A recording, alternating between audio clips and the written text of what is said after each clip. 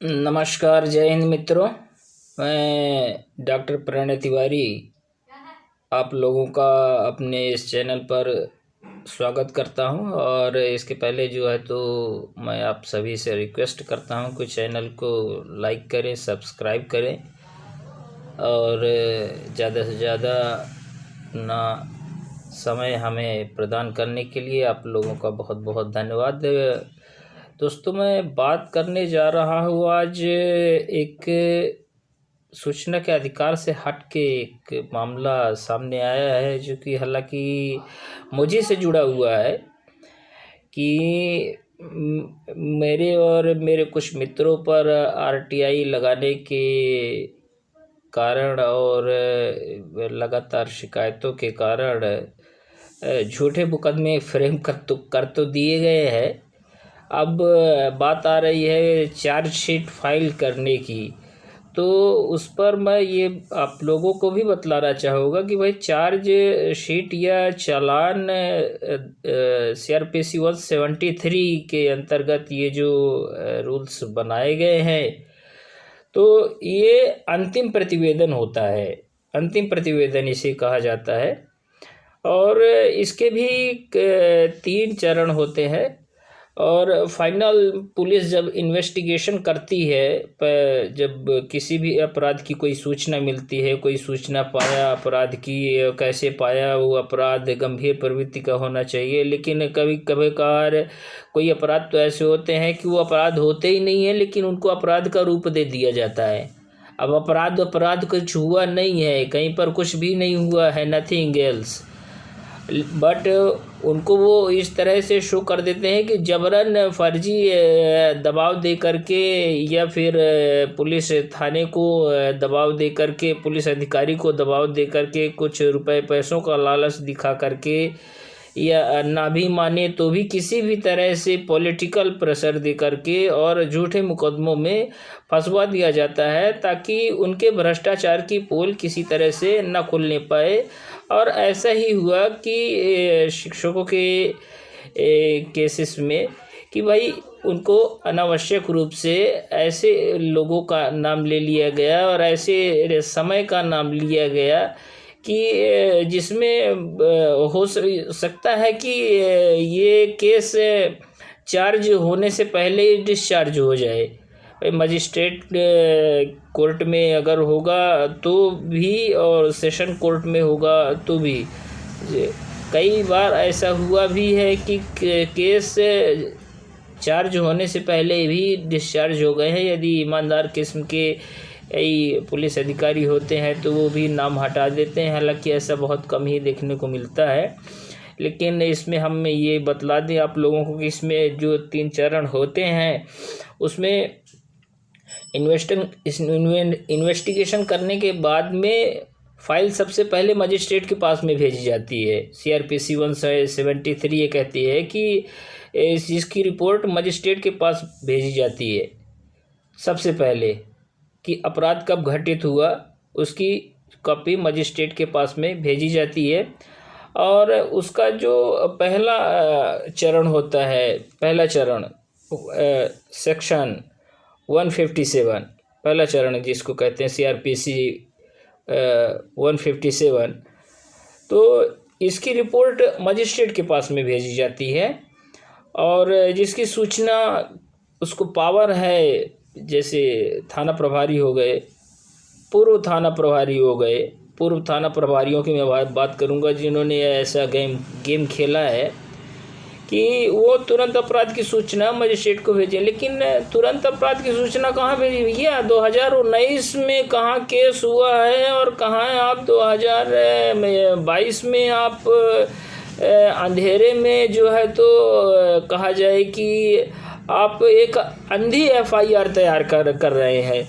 तो हमारे देश में अंधी FIR तैयार करने का भी एक चलन पैदा हो गया है, जिस पर माननीय न्यायालयों को और माननीय न्यायाधीशों को भी ध्यानाकर्षण करना चाहिए कि अगर इस तरह से समाज सेवियों पर, पत्रकारों पर और अन्य इनोसेंट व्यक्तियों पर इस तरह के आरोप लगाए जाते हैं तो उनको तत्काल से तत्काल राहत दी जाए। अन्यथा कभी कभार ऐसा भी हो जाता है कि भाई ट्रायल में केस पहुंच गया और ट्रायल, छोटी मोटी बात तो ट्रायल कहलाती नहीं है भाई, कोर्ट के अंदर आ गया है तो उस पर कोई न कोई डिसीजन तो होगा ही। उसमें 4 साल 5 साल 10 साल लग जाते हैं और इसमें उस व्यक्ति की बेचारे की पूरी लाइफ बर्बाद हो जाती है। और भ्रष्टाचारियों की तो लाइफ बराबर अनवरत रूप से चलती ही रहती है। उनको ना पैसे की कमी है ना रुपए की कमी है और उनकी लाइफ यूं ही चलती रहती है। दूसरा कहलाता है सेक्शन 168 CRPC। इसमें पुलिस अधिकारी जो भी जांच करता है वो जांच करने के बाद में रिपोर्ट की जांच करने के बाद में, अपराध की जांच करने के बाद में वो अपने उच्च अधिकारी या थाना प्रभारी या भार साधक अधिकारी या SHO को अपनी रिपोर्ट सबमिट करता है।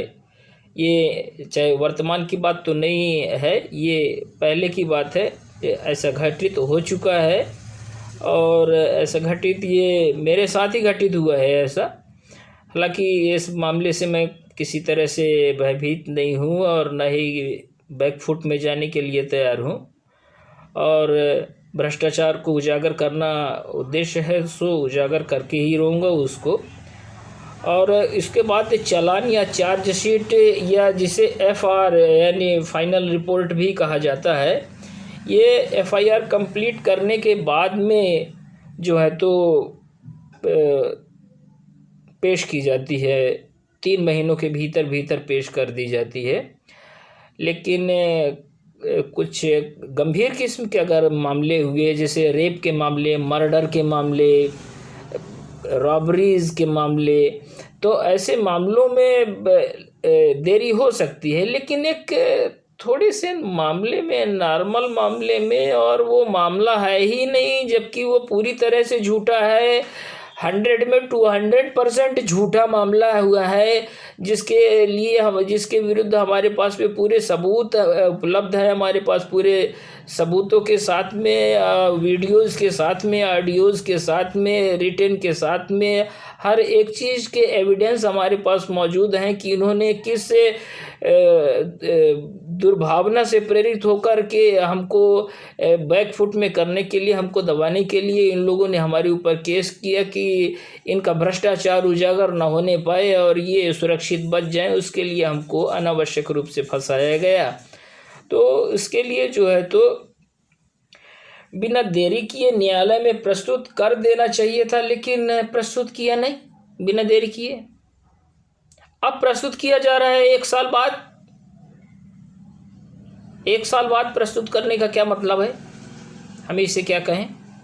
हाल ही में हमने RTI लगाई कि भाई अवैध प्रोजेक्ट बाणसागर प्रोजेक्ट की भूमि है और बाणसागर प्रोजेक्ट की भूमि पर आपने अवैध रूप से कब्जा किया हुआ है और उसकी एप्लीकेशन को भी रिजेक्ट करके इन CMO ने भेजा, जिस पर भी सवाल खड़े हुए और RTI का भी वायोलेशन हुआ। तो उस पर भी हमने वीडियो भी बनाना चालू किया और उसके बाद में एक कॉल आता है कि भाई आपको जो है तो आपका चालान प्रस्तुत किया जाना है। तो आज ही याद आ रहा है जब RTI फ्रेम हुई और RTI के बाद माननीय SDM साहब को भी लेटर दिया गया कि भाई ये जो है प्रोजेक्ट की भूमि पर अवैध रूप से कब्जा किया हुआ एक स्थान है और ये फलाने व्यक्तियों ने जो है तो किया हुआ है और उन्हीं व्यक्तियों के द्वारा जो है, उन्हीं शासकीय कर्मचारियों के द्वारा ऐसा किया गया। तो CRPC के सेक्शन 173 की जहाँ तक बात की जाए तो 173 के सबसेक्शन 2, CRPC के 173 के सबसेक्शन 2 में जो है तो ये मेन पन्ना होता है, इसको गौर से देखना चाहिए।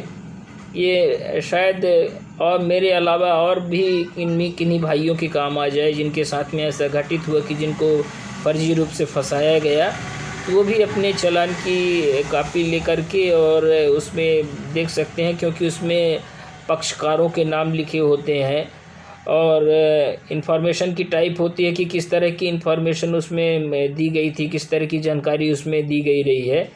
मामले से परिचित व्यक्तियों के नाम उसमें दिए होते हैं और ये भी रहता है कि उसमें क्या कोई अपराध घटित हुआ प्रतीत हो भी रहा है कि नहीं हो रहा है, कि ऐसा ही खाली खाली मामला है, बना हुआ दिखाई दे रहा है। हालांकि ऐसा हमारे अगर ईमानदार पुलिस अधिकारी होते हैं और ईमानदार पुलिस वाले होते हैं तो वो इन मामलों पर ज़्यादा ध्यान नहीं देते हैं और वो ज़्यादा से ज़्यादा सत्यमेव जयते पर ही चलते हैं और सत्यमेव जयते को ही अपना मुख्य आर्म बना करके उसको आगे बढ़ाते हैं। और ऐसे लोगों का, ऐसे पुलिस वालों को दिल से सल्यूट मैं डॉक्टर प्रणय तिवारी करता हूँ कि जो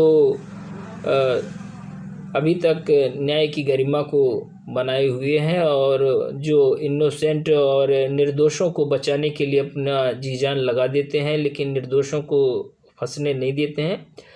तो इसमें जो है तो आपको बतला दें, CRPC 173 में परिचित व्यक्तियों के नाम होते हैं और अगर किसी व्यक्ति को इसमें अरेस्ट किया गया तो उसको अरेस्ट करने के बाद में आपने छोड़ा, थाने से छोड़ा तो बॉन्ड विथ सिक्योरिटी छोड़ा या बॉन्ड विदाउट सिक्योरिटी छोड़ा, इसका भी विवरण जो है तो आपको चालान में मिलेगा।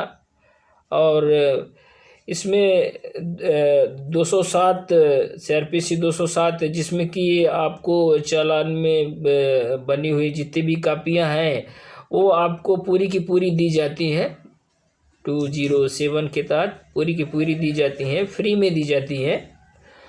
और CRPC की सबसेक्शन 173 में 8 जो आपका है सबसेक्शन 8 173 का सबसेक्शन 8 कि कॉग्निजेंस में अगर कोर्ट ने ले भी लिया है, ट्रायल में कॉग्निजेंस में अगर कोर्ट ने ले भी लिया है तो दोबारा भी इन्वेस्टिगेशन के लिए दे सकते हैं। याद रखें इस बात को, अगर वो कॉग्निजेंस में ले लिया गया है और सामने वालों के पास में पर्याप्त दस्तावेज हैं, पर्याप्त सबूत हैं और उन बेगुनाही के बेगुनाह स्वयं को बेगुनाह साबित करने के लिए पर्याप्त उनके पास में संसाधन उपलब्ध हैं, तो भी कोर्ट को अगर कन्वेंस कर लिया तो कन्वेंस करने के बाद में कन्वेंस क्या करना, अगर कोर्ट स्वयं स्वतंत्र है और कोर्ट के पास स्वयं का स्वविवेक है और वह स्वविवेकाधिकार का प्रयोग कर लेती है और स्वविवेकाधिकार का प्रयोग करने के बाद में